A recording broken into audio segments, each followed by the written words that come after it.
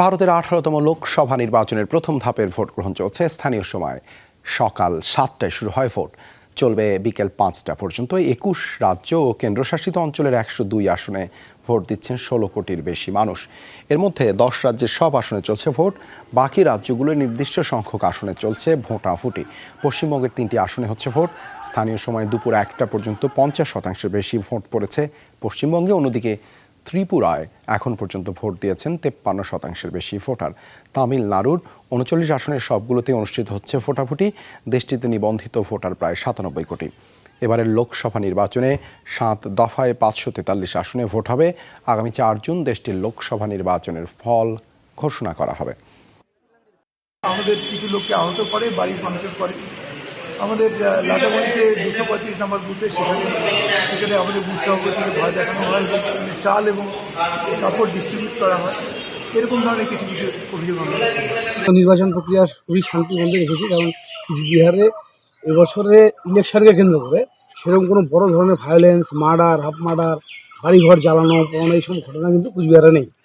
Ceylon family ব্লেন্ডের কড়ালিকার আর সতেজ স্বাদের perfect ব্লেন্ডে স্বপ্নেরা মিলুক টানা। এ বিষয়ে আরো জানাতে কলকাতা থেকে যোগ দিচ্ছেন আমাদের সহকর্মী সুকান্ত চট্টোপাধ্যায়। সুকান্ত, পশ্চিমবঙ্গে এখন পর্যন্ত কত শতাংশ ভোট পড়েছে, আর মণিপুরে যে সহিংসতার খবর পাওয়া যাচ্ছে সে বিষয়েও বিস্তারিত জানাবেন আমাদেরকে।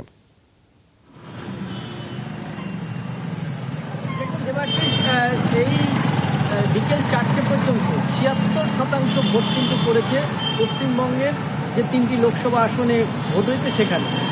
আর গোটা দেশের সেই মাত্রা কিন্তু 71%। দক্ষিণ ভারত বা উত্তর ভারতের যে জায়গায় ভোট হয়েছে সহিংসতার ঘটনা সেখানে সেরকমভাবে ঘটেনি, কিন্তু মণিপুরে কিন্তু গুলি চলেছে, 3 জন গুলিবিদ্ধ হয়েছেন, তাদের অবস্থা অত্যন্ত সংকটজনক। সাধারণ ভোটার তারা কিন্তু নির্বাচন কমিশনের যে নিরাপত্তা সেটায় আশ্বস্ত হয়ে তারা ভোট দিতে এসেছিলেন, এবং সেই সময় সন্ত্রাসীরা তাদের উপরে নির্বিচারে গুলি চালায়। এই ঘটনা কিন্তু যথেষ্ট উদ্বিগ্ন রয়েছেন জাতীয় নির্বাচন কমিশন, এবং পরবর্তী ক্ষেত্রে এই ভোটে যাতে আর কোনো এইরকম সহিংসতার ঘটনা না ঘটে তার জন্য কিন্তু চরম সিদ্ধান্ত নিতে চলেছে জাতীয় নির্বাচন কমিশন ভারতে।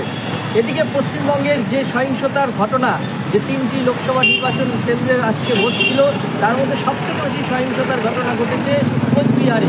সেখানে কিন্তু বহু শাসক এবং বিরোধী দলের যারা কর্মী সমর্থক তারা কিন্তু আহত হয়েছে। এখন দেখার যে বিকেল সন্ধ্যা 6টায় এই ভোট গ্রহণ দাঁড়ায়, ভোট গ্রহণের ক্ষেত্রে যে মাত্রা সেই মাত্রা, এবং তারপর এই ফল রেজাল্ট যেটা আসবে সেটা 4 জুন কিন্তু জানা যাবে কার ভাগ্যে জিতলো, কে জিতলো বা কে হারলো।